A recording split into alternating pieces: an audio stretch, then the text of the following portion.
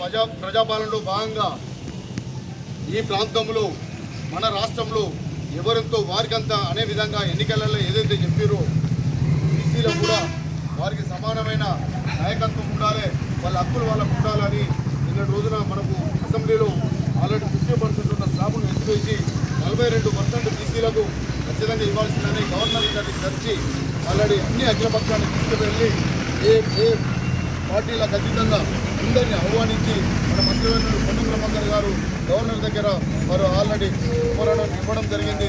దాంతోనే ఎన్నికలకు పోవడం కోసం కూడా ఎన్నికల కమిషన్ కూడా వాళ్ళు చెప్పడం కూడా ఆల్రెడీ జరిగింది. దానిలో ఒక చిత్తశుద్ధి, మాట అంటే కాంగ్రెస్ పార్టీ, మాట అంటే మడమ తిప్పకుండా ఏ పని చేసినా ఒక చిత్తశుద్ధితోని దాటవేసే పద్ధతిలో లేకుండా మంత్రివర్యులు పొన్నం ప్రభాకర్ గారు ఒక కఠోరమైన దీక్షను కూని ఆల్రెడీ నేను ఏ మాట ఇచ్చిన్నో ఎవరెంతనో వారికంతా 42% బీసీలకు ఇవ్వాల్సిందే, వాళ్ళ హక్కులు వాళ్ళకు రావాల్సిందే అని అసెంబ్లీలో కూడా తీర్మానాన్ని పాస్ చేయించి గవర్నర్ గారు కూడా ఇవ్వడం కూడా జరిగింది. దానిలో మనం సంతోషంగా ఈరోజు సంబరాలు కూడా జరుపుకోవడం జరుగుతుంది.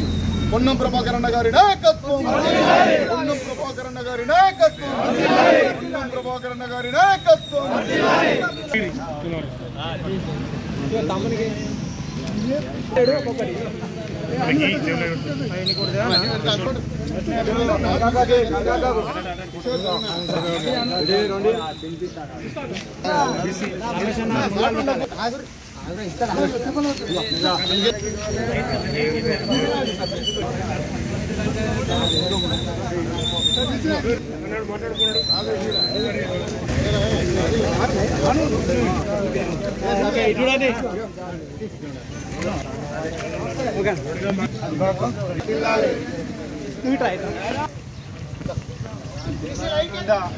బడుగు బలహీన వర్గాల పక్షాన ఉండేటువంటి కాంగ్రెస్ పార్టీ ఏదైతే ఉందో గతంలో గరీబీ హఠావో అనే విధానంతో మరి ఈ దేశంలో పేదరిక నిర్మూలనను చేపట్టినటువంటి ఇందిరాగాంధీ లాంటి మహానుభావులైనటువంటి కాంగ్రెస్ పార్టీ మరి ఎప్పుడు కూడా పేదల పక్షాన ఉన్నటువంటి కాంగ్రెస్ పార్టీ మరి పేదలకు సంక్షేమ పథకాలు ఇస్తే సరిపోదు, వాళ్ళను పరిపాలనలో భాగం చేయాలని చెప్పి ముఖ్యంగా బీసీలను పరిపాలనలో భాగం చేయాలి, వాళ్ళకున్నటువంటి జనాభా ప్రాతిపదికన వాళ్ళకు అవకాశాలు ఇవ్వాలనేటువంటి ఉద్దేశం కొద్దీ గత ఎన్నికల కాలంలో మరి కాంగ్రెస్ ప్రభుత్వం ఏదైతే మాట ఇచ్చిందో బీసీలకు 42% రిజర్వేషన్ కల్పించాలని ఆ మాటకు కట్టుబడి ఇవాళ ముఖ్యంగా హుస్నాబాద్ ప్రాంతం చేసుకున్నటువంటి అదృష్టం ఏంటంటే పొన్నం ప్రభాకర్ గారిని మరి మనం ఎమ్మెల్యేగా గెలిపించుకోవడం, అదేవిధంగా వారు బీసీల పక్షాన పోరాటటువంటి పటిమ ఉన్నటువంటి నాయకుడిగా మరి ఇవాళ ఆయన బీసీ మంత్రి కావడం, మరి పట్టుబడితే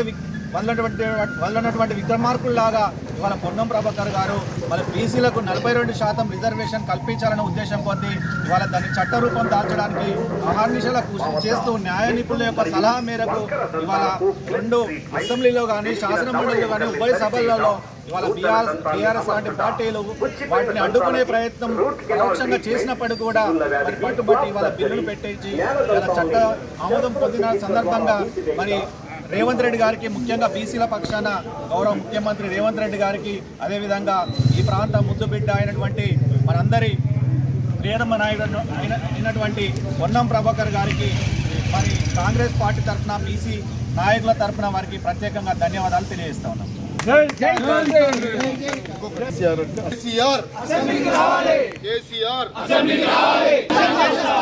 అసెంబ్లీకి వస్తావా? అసెంబ్లీకి వస్తావా? అసెంబ్లీకి వస్తావా? కేసీఆర్ కేసీఆర్ అసెంబ్లీకి వస్తావా? అసెంబ్లీకి వస్తావా? కేసీఆర్ కేసీఆర్ అసెంబ్లీకి వస్తావా? అసెంబ్లీకి వస్తావా? అసెంబ్లీకి వస్తావా? కేసీఆర్ కేసీఆర్